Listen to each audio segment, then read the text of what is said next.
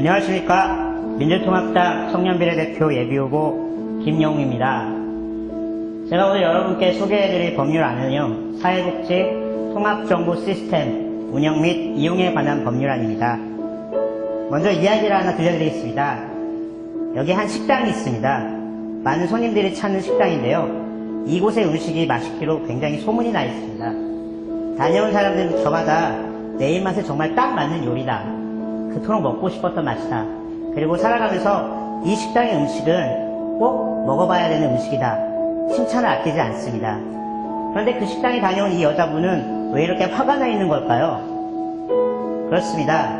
이분은 그 식당에서 자기가 아는 메뉴만 먹고 친구로부터 다른 메뉴를 판다는 얘기를 전해들었기 때문입니다. 더 맛있고 더 양이 많고 더 질 좋은 맛있는 메뉴를 먹고 친구에게서 자랑을 들은 거죠. 이 식당의 한 가지 단점은 바로 메뉴판이 없다는 것이었습니다. 어떤 음식을 파는지 손님이 와서 찾지 않는 이상은 식당이 먼저 알아서 일목요연한 그 정리를 해주지 않았기 때문이죠. 이 식당의 이름은 바로 대한민국 복지입니다.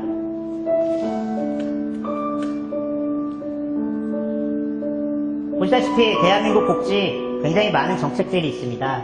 그러나 원하는 사람이 직접 하나하나 찾아서 발견해야지만 복지의 혜택을 누릴 수 있는 것이 현실입니다. 여성 정책을 예로 하나 들어보겠습니다. 이 여성분께서 자기에게 필요한 복지 정책을 얻기 위해서는 어떤 곳을 찾아야 할까요? 복지와 관련된 거니까 보건복지부를 찾아가야 할까요? 아니면은 여성이시기 때문에 여성가족부, 아니면 민간이 운영하는 여성지원센터나 지방자치단체일 수도 있을 겁니다. 그렇지만 본인이 정작 필요한 정책을 찾기 위해서 어디로 가야 될지 알기 힘든 게 사실입니다.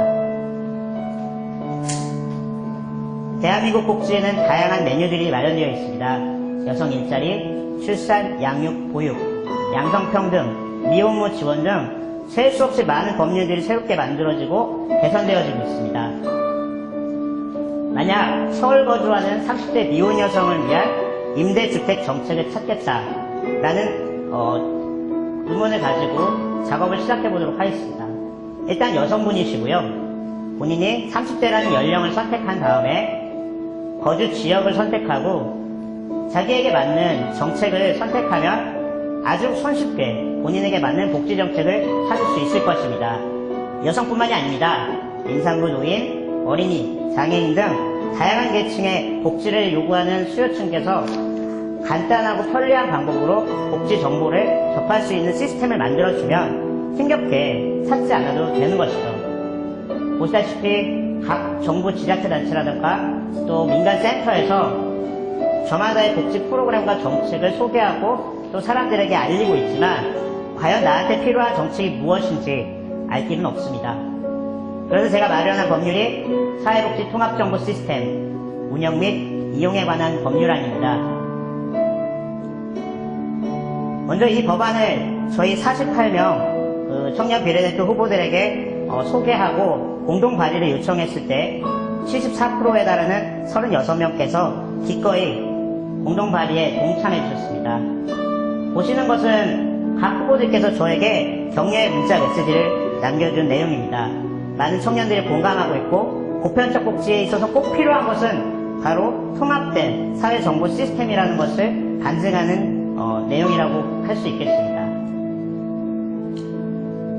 우리나라가 보건복지 분야에 할애하는 정부 예산을 보면요, 2005년에 50조 원에 달했던 것이 7년 만에 100조 원에 육박하는 만큼 급격히 증가하고 있는 것을 볼 수 있습니다. 향후 1년 뒤에 100조를 넘어설 것으로 예상을 하고 있는데요, 정말 실생활에 우리한테 체감이 오는 복지는 찾아보기 힘든 게 대부분입니다. 밑에 작업 표시.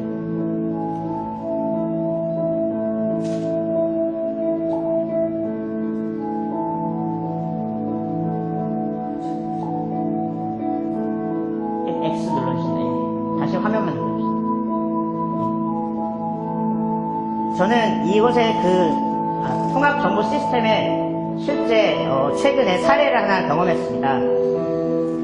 인터넷과 스마트폰으로 우리나라가 굉장히 IT 강국이라고 하는데요. 국민 10명 중에 4명은 이미 스마트폰을 통해서 위치정보 서비스를 받고 있습니다. 내가 가고 싶은 곳, 내가 가야 할 곳에 대한 정보를 실시간으로 받고 있기 때문이죠. 과연 사회복지와 관련된 정보도 이처럼 실시간으로 내가 필요할 때 바로바로 찾아볼 수는 없을까 하는 생각이 들었습니다.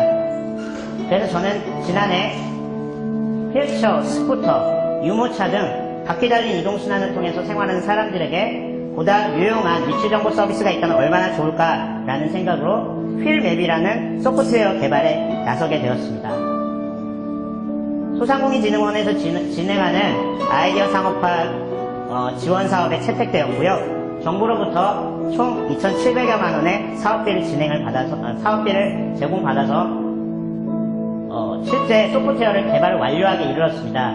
지금 보시는 분은 라울 크라우스하우젠이라는 분이신데요. 지구 반대편 독일에 계신 분입니다. 제가 이 소프트웨어 개발을 어려움을 호소할 때 지구 반대편에 저하고 똑같은 생각을 가진 분이 계셨습니다. 똑같이 휠맵이라는 소프트웨어를 운영해오고 계셨고 저와 나이도 같고 성별도 같고 장애도 같은 분이셨습니다. 저는 굉장히 친한 친구가 됐고요. 그분의 도움으로 이미 12개의 언어로 서비스되고 있는 게 한국어가 플러스돼서 13개 언어로 상용화되기 시작했습니다.